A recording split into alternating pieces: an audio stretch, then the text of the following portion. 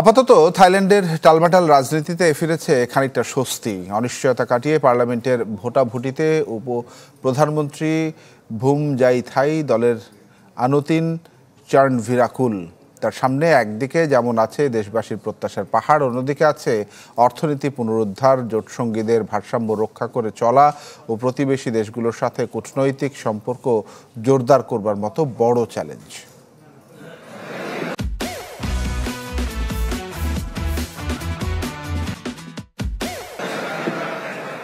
মাত্র 2 বছরে 3 জন প্রধানমন্ত্রী দেখল থাইল্যান্ডবাসী। পেতংতাং সিনাওয়াত্রা ফুমথাম ভেচায়াচাইয়ের পর এবার থাই পার্লামেন্টের ভোটাভুটিতে নতুন প্রধানমন্ত্রী হয়েছেন ভুমজাইথাই দলের আনুতিন চার্নভিরাকুল।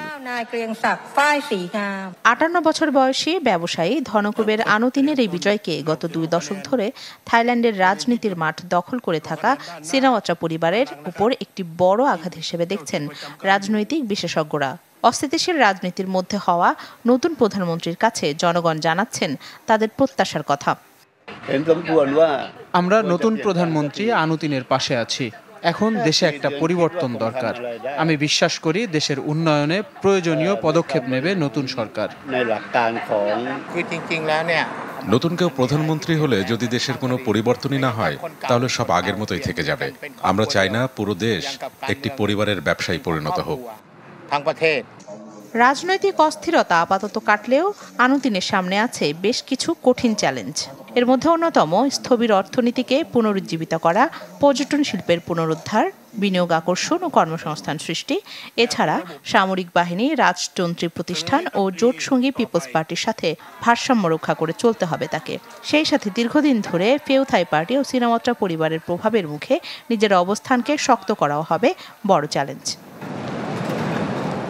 আনুতিন একসময় সিনাওয়াত্রার দল ফেউ থাইয়ের সাথে জোট বেঁধেছিলেন। তবে চলতি গ্রীষ্মে প্রতিবেশী দেশ কম্বোডিয়ার সাথে সীমান্তে বিরোধের সময় তৎকালীন প্রধানমন্ত্রী পেতংতান সিনাওয়াত্রার আচরণে ক্ষুব্ধ হয়ে জোট থেকে সরে আসেন।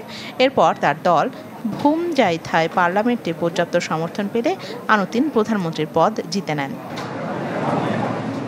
2001 সালে পেতংতানের বাবা থাকসিন সিনাওয়াত্রা প্রধানমন্ত্রী হওয়ার পর থেকে থাইল্যান্ডের রাজনীতিতে আধিপত্য বিস্তার করে আসছিল সিনাওয়াত্রা পরিবার।